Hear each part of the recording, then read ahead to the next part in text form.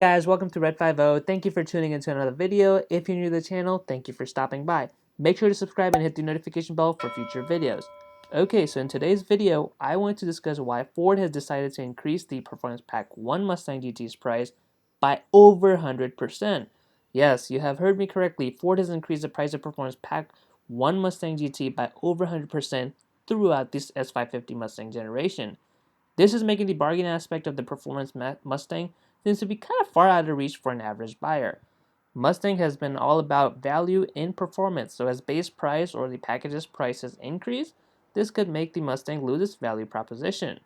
In this video, I want to cover the Performance Pack Mustang 1 pricing, how it went up by over 100%, and did the package even include significant improvements to justify the price hike? And lastly, what it means for the Mustang lineup in terms of its value proposition.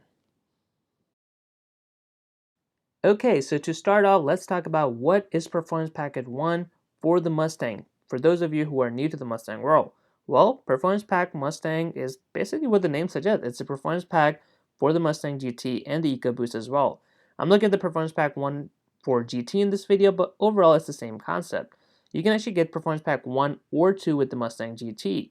Well, you could up until 2020 lineup, as Ford has decided to remove the Performance Pack 2 from the 2021 lineup because of the Mach 1. You can check my in-depth video on removal of the Performance Pack 2 from Mustang GT lineup and my thoughts on it by clicking the link in the description or the card above. So, what does the Performance Pack 1 really include? Well, it adds a bunch of suspension stuff and summer tires along with some unique suspension tuning. I won't bore you to death by listing out all the items, but you can check for yourself from the screenshot taken from the Ford's website. You can see how extensive that list is for everything that goes into the Performance Pack 1 Mustang GT. So as you can see, it adds quite a bit to the Mustang GT for the Performance Pack to make it ready for those track days. Now let's see how much the Performance Pack 1 Mustang really costs. Well, for 2020 lineup, the Performance Pack 1 actually costs $51.95, as you can see here. Now, what's interesting is that for some 2020 lineup, you will see the MSRP on the exact same package at $4,000 until they recently jacked up the prices. So depending on when you got your 2020 model year Mustang GT, you could have paid an extra almost $1,200 for the exact same package. I know when I was shopping for my 2019, I briefly considered the 2020 Mustang GT as they were on the lot as well. And the Performance Pack 1 Mustang packages on the stickers at $3,999, which is $4,000, instead of the $5,195 as they recently increased it.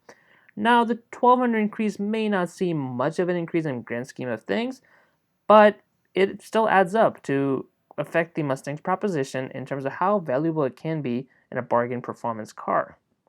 Especially when you factor in that the since 2018 model lineup, Ford has kept the Performance Pack 1 price at $4,000, but that was already an increase of 60% in terms of Performance Pack 1 Mustangs from 2015 to 2017. At least with the refresh model, which is 2018, we received much better Michelin summer tires than the Pirelli summer tires, which were complete garbage, but overall not much was changed, at least not enough to justify a price hike of $1,500. Now, what's interesting is that the price hike for 2020 and newer model is unjustified as it does not offer anything extra. So you're pretty much paying $1,200 extra for the same amount of suspension stuff that you could have gotten if you had gotten your car early in the 2020 lineup as opposed to later in the 2020 lineup. Now, it's interesting to me also that normally you would never see price increases during a model year. You could see price hikes during a new model year for either the base price or the packages, but never during a model year. So I don't know why Ford decided to do that.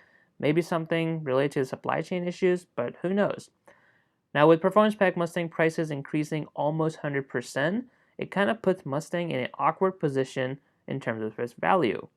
Which brings us to our last point. What does this all do for the Mustang GT in terms of its value proposition? Well, Mustang has always been known for being the bargain performance, so before the price tag, you could option out a base or a premium GT and pay a couple grand more to get more performance if you're serious about that kind of thing.